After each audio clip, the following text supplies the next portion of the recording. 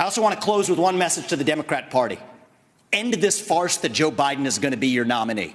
We know he's not even the president of the United States. He's a puppet for the managerial class. So have the guts to step up and be honest about who you're actually going to put up so we can have an honest debate. Biden should step aside, end his candidacy now so we can see whether it's Newsom or Michelle Obama or whoever else. All right, just tell us the truth so we can have an honest debate. Ambassador. There was a poll out today, a poll of African-American women showing a 31-point drop in support from 2020 to 2024 in terms of plans to vote for President Biden. Are you committed to naming a black woman as your vice presidential running mate? What makes this so ugly is that it reveals a truth that is clearly broadly held within Republican circles. That white men, by definition, when they have a job, earned it and deserve it. And anybody but a white man is a DEI hire. To me, the values of diversity, equality, inclusion are literally, and that's not kidding, the core strengths of America. That's why I'm proud to have the most diverse administration in history. It taps into the full talents of our country.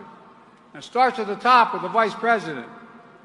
We are going to the border. We've been to the border. So this whole thing about the border, we've been to the border. We've been to the border. You haven't been to the border. And I haven't been to Europe. My mother she would give us a hard time sometimes, and she would say to us, I don't know what's wrong with you young people. You think you just fell out of a coconut tree? You exist in the context of all in which you live and what came before you. Well, welcome, you guys. Thank you so much. Welcome. Ready to start? Okay, go. So, I may not always be fast to take my parents' advice, but what is the best advice your parents have given you that perhaps you can share with us today? You know, one of the most important pieces of advice that I can offer you guys, and I want you to really remember this, never let anybody tell you who you are. You tell them who you are. Never let anybody suggest to you that you are what they think you should be. You tell them who you are and who you know you are and what you intend to be. Got that? Yes. All right. I got more advice. You just let me know. So what is the most surprising thing you found about being vice president? There have been a lot of things because I've never been vice president before. So there are many new things. But I'll tell you one of the things that I'm really excited about, and one of the reasons for our visit and the time we're going to spend time together today is the Space Council. My mom was a scientist, so she would take us to the lab with her, like on the weekends and after school, because she had to work long hours. And I just love the idea of exploring the unknown. And then there's other things that we just haven't figured out or discovered yet. To think about so much that's out there that we still have to learn. Like, I love that. I love that. And so I'm very excited about the Space Council. We're going to learn so much as we increasingly, I think, are curious and interested in the potential for the discoveries and the work we can do in space. So that's one of the things I'm most excited about. But the other, you guys are going to see, you're going to literally see the craters on the moon with your own eyes. Oh my goodness. With your own eyes, I'm telling you, it is going to be unbelievable. So that's one of the things we can do here too, which makes it so exciting. So that's what we're going to do. You guys ready to go over there? Yes, ma'am. Come on, let's go. It has to be about a goal of saying everybody should end up in the same place. And since we didn't start in the same place, some folks might need more. Equitable distribution. Giving resources based on equity, understanding that we fight for equality, but we also need to fight for equity, understanding not everyone starts out at the same place. So there's a big difference between equality and equity. Equality suggests often everybody should get the same thing. Well, that often assumes everybody started out in the same place, as opposed to equity, which is everyone should end up in the same place. And if you then understand not everybody started out in the same place, you understand some people need more. So we all end up in the same place, right?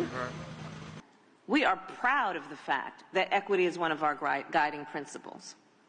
proud of the fact that we understand equality is important, but not everybody starts out on the same base. We see that people in our country are having an experience that is not equal.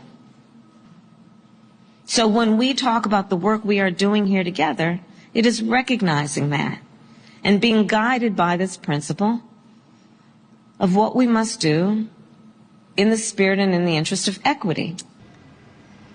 To put equity firmly at the center of our economic policy.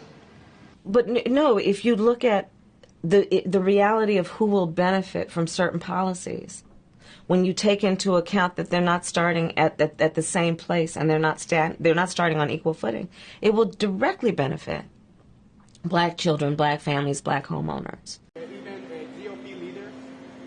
I am meeting with a lot of folks, and the work that we have begun is the work that is going to be ongoing. There is no question, and I said this from the very beginning, that our approach to this issue has to be with a commitment to a long-term investment, and it has to be a commitment to consistency. The United States has to be consistent.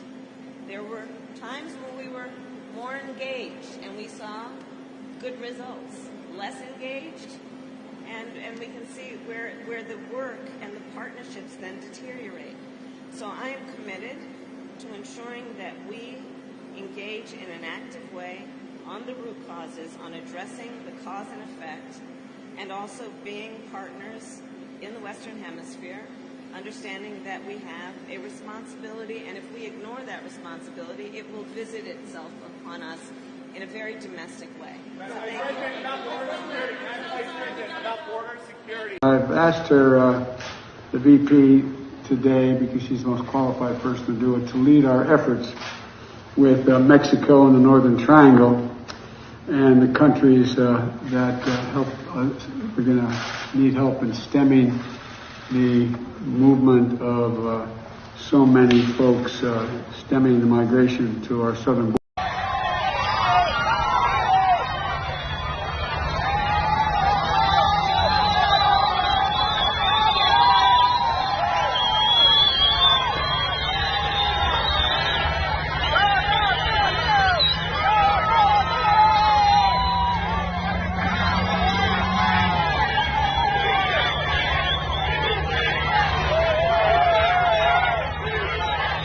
Earlier this year, in response to an historic rise in anti-Semitic attacks, as a result of the Hamas terrorist attack in Israel and the humanitarian crisis in Gaza, we have seen an uptick in anti-Palestinian, anti-Arab, anti-Semitic, and Islamophobic incidents across America.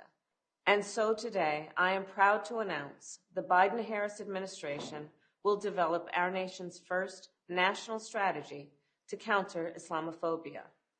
This strategy will be a comprehensive and detailed plan to protect Muslims and those perceived to be Muslim from hate, bigotry, and violence. Well, I hate to do this, but I got to be the curmudgeon. I have to be the skunk at the garden party. This is too triumphalist, okay? This is everybody's giddy. I look at the coverage and it's great, and if I had to write a play about what I think it's going to be like, it would be entitled The Ice Pick Cometh, okay? Get ready, they're coming, all right? And it's good. Everybody should feel good and liberated and everything else. But if we don't win the election, we haven't done anything. We haven't changed the temperature in America. We haven't changed anything. And I think the vice president, I hope that, her campaign is getting ready. I hope they'll listen to my friend and fellow New Orleanian, Don Brazil, who actually, I think, has the same kind of view of politics that I do. And they're coming at us, and they're going to keep coming. And this kind of giddy elation is not going to be very helpful much longer, because that's not what we're going to be faced with. And I think the vice president, put it in athletic terms, needs a really good cut man in a corner, because she's getting ready to get cut. Convene really powerful influencers that represent, television shows, from actors to musicians, like they really have a pulse of the people. Yeah. And I truly believe that some of our elected officials are learning from you that policy alone, without using culture to actually shift hearts and minds of people, doesn't really make the mark for us. So can you talk to us, because we are in the room, in the epicenter of Black culture this weekend, and there's a lot of folks in here, in particular Black women, how y'all doing, who are in this room who want to take action. They want to protect their rights. They want to be able to move and channel their energy in very intentional ways. What are some of your ideas as to how we can do that, and how important do you think culture is in particular to help us do that? Well, I think culture is a reflection of our moment and our time, right? And present culture is the way we express how we're feeling about the moment. And we should always find times to express how we feel about the moment that is a reflection of joy, because it comes in the morning.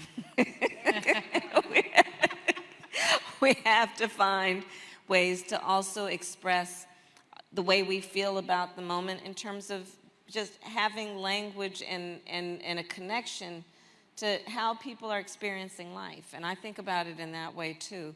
And we also, I think it's very important that leaders, anyone who considers themselves a leader, really understands how anything they say would affect a real human being, as opposed to, otherwise be a poet and write poetry.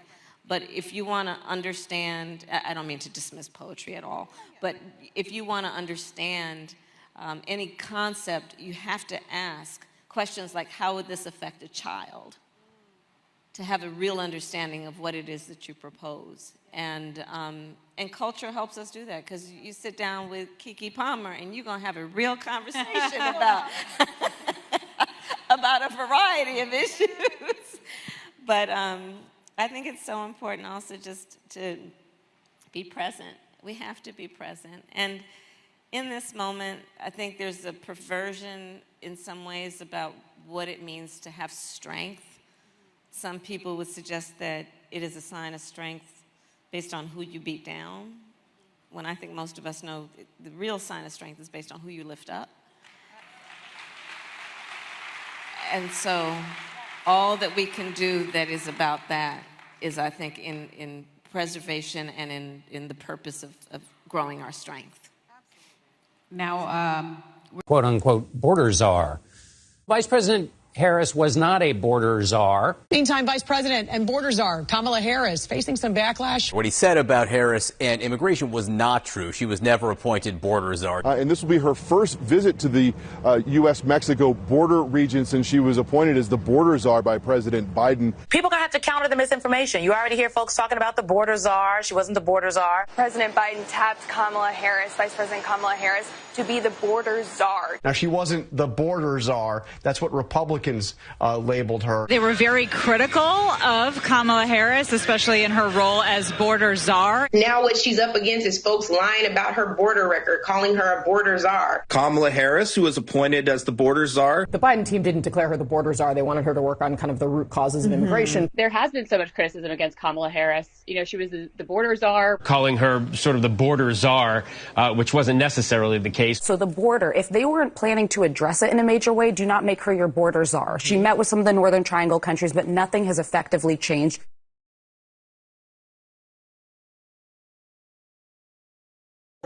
All she had to do was say, I am black, but I'm not African American. That's it. End of story. Ain't nothing lower than the black slave. And you all helped us win in 2020, and we're going to do it again in 2024. Yes, we will. So let's get right. Hi, I'm the director of Hispanic Engagement with Turning Point USA. I want to know about the children that you were saying that are at the border right now. Wait, would you answer this question real quick? No, I'm taking a picture real quick. Yeah, you're getting behind and you're saying that you're fighting for women. No, I'm not going to back up. Don't touch me. Don't touch me. I'm asking her. She's saying that she supports. I understand. Those ladies asked her to take a picture. I don't care. You're in my way. Don't talk to me. Those ladies asked Don't talk to me. She is damaging what is happening to Hispanic women and children at the border because she's promoting family reunification with child sex. You're not commenting on this issue. You are directly impacting the Hispanic demographic in a negative way. You are directly impacting what is happening with the children in this country, and you are not doing what you're supposed to be doing as a representative, representing women in this country. Shame on you. You're not going to win. Damn, man, that woman belongs in Congress. Oh, wait, that's actually Anna Paulina, and she is in Congress because we live in the best timeline. What else are you going to do to fix this problem with inflation? All right, thank you. Well, let's start with this. Prices have gone up, and families and individuals are dealing with the realities of that bread costs more, that gas costs more. And we have to understand what that means. That's about the cost of living going up. That's about having to stress and stretch limited resources. That's about a source of stress for families that is not only economic, but is on a daily level, something that is a heavy weight to carry. So it is something that we take very seriously, very seriously.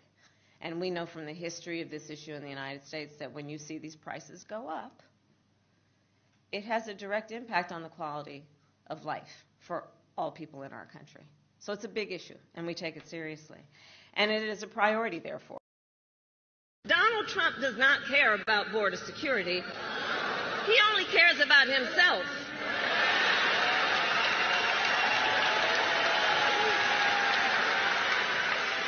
And when I am president, I will work to actually solve the problem.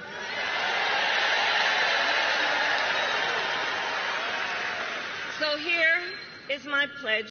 So you're now no longer are you necessarily keeping those private files in some file cabinet that's locked in the basement of the house. It's on your laptop, and it's then therefore up here in this cloud that exists above us, right? It's no longer in a physical place.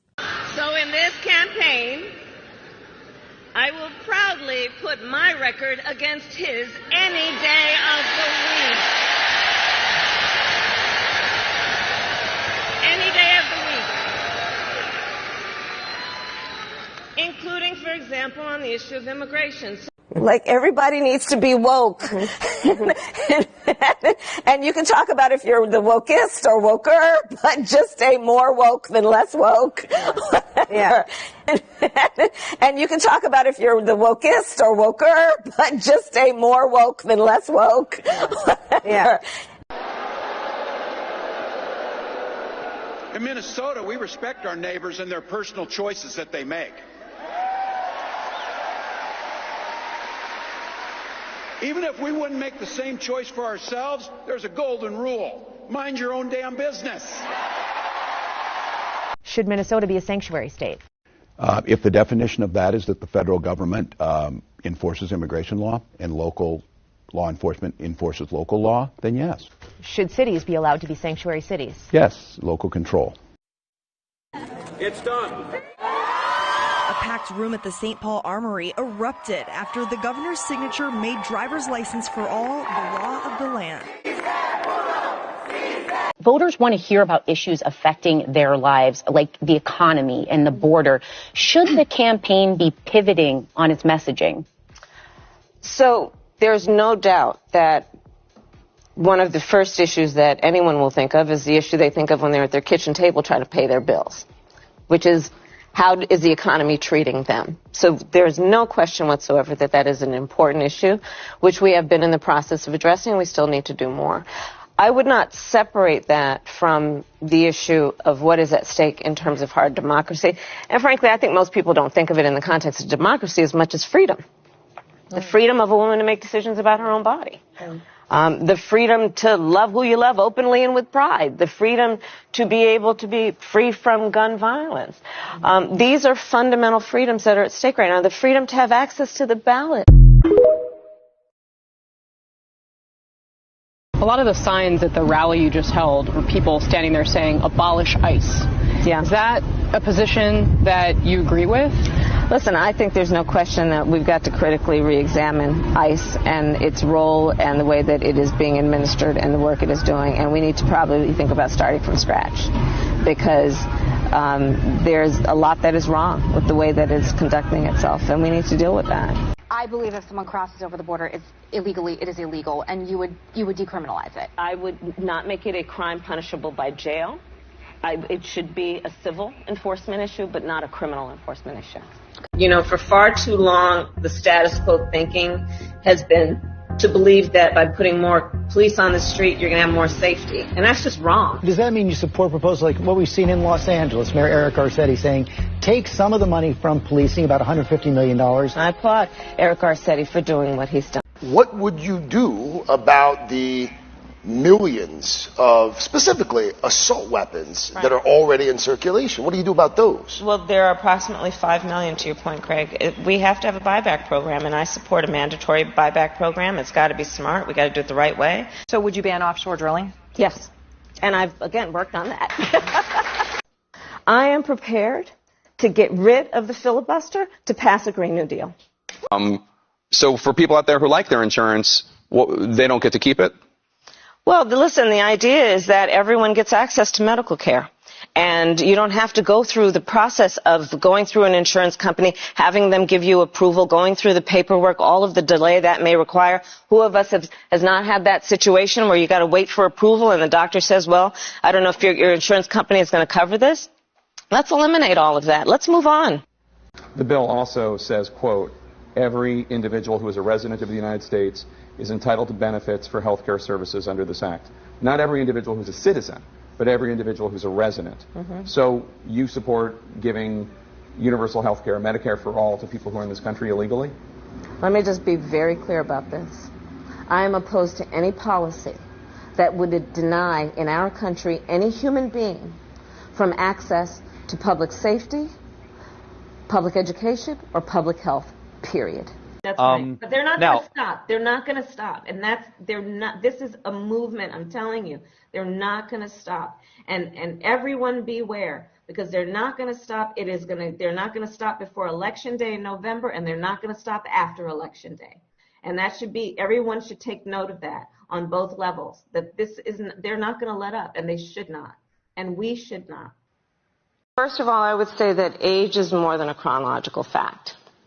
I spent a whole lot of time with our president, be it in the Oval Office or the Situation Room and in other places. And I can tell you, as I just mentioned, not only is he absolutely authoritative in rooms around the globe, but in the Oval Office, meeting with members of Congress, meeting with leaders in industry, meeting with community leaders, I will tell you that he is in front of, often, everyone in the room in terms of thinking about how we can resolve issues, negotiate in a way that is about concession where necessary, but for the sake of accomplishment and actual work. Let me ask you in a more complicated way. I think there's a lot of people would say she can't say anything else. She couldn't tell if there was a problem. I'm not lying. If there I'm telling you a fact. But if there ever is a problem, yeah. Do you think that you could go tell the American public? Do you think in your role that you're in a position to do that? Of course, if necessary, but there's no need for that. There is a political argument that is being made that is not based on substance. And you're asking me to hypothesize around what are my duties to the American people as Vice President of the United States that are based on ethics and morals and the law. I will always follow those rules. But I am suggesting to you that it is important we not be seduced into one of the only arguments that side of the aisle has right now on this issue in a way that is intended to distract from the accomplishments. Voter ID, one of those compromises that you'd support? I don't think that we should underestimate what that could mean. Because in some people's mind, that means, well, you're going to have to Xerox or photocopy your ID to send it in to prove you are who you are. Well, there are a whole lot of people, especially people who live in rural communities, who don't. There's no Kinko's, there's no Office Max near them. People have to understand that when we're talking about voter ID laws, be clear about who you have in mind and what would be required of them to prove who they are. Of course, people have to prove who they are, but not in a way that makes it almost impossible. Senator Warren, Elizabeth Warren, had a town hall last night, and she said that she thinks we should do away with the Electoral College. Do you agree with that?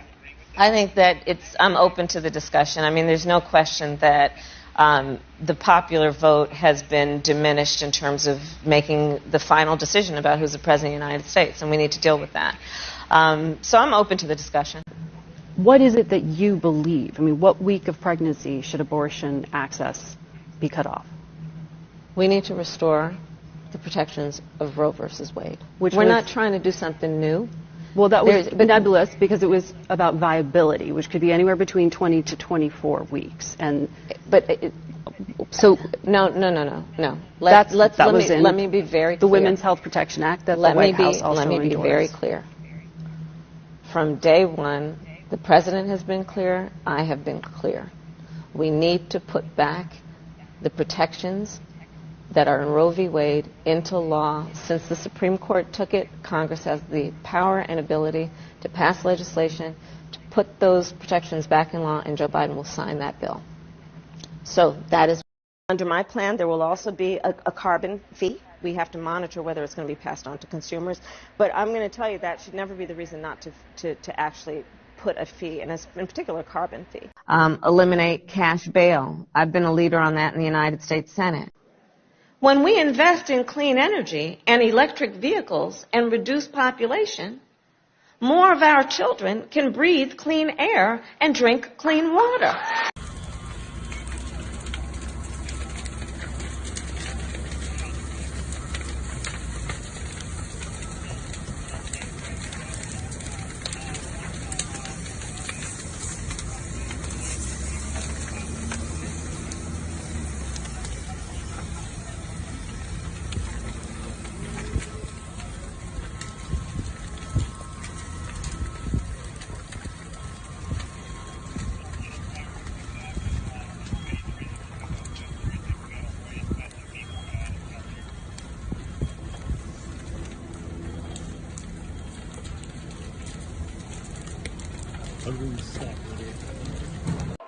She has brought back compassion and decency and humor and joy to our politics.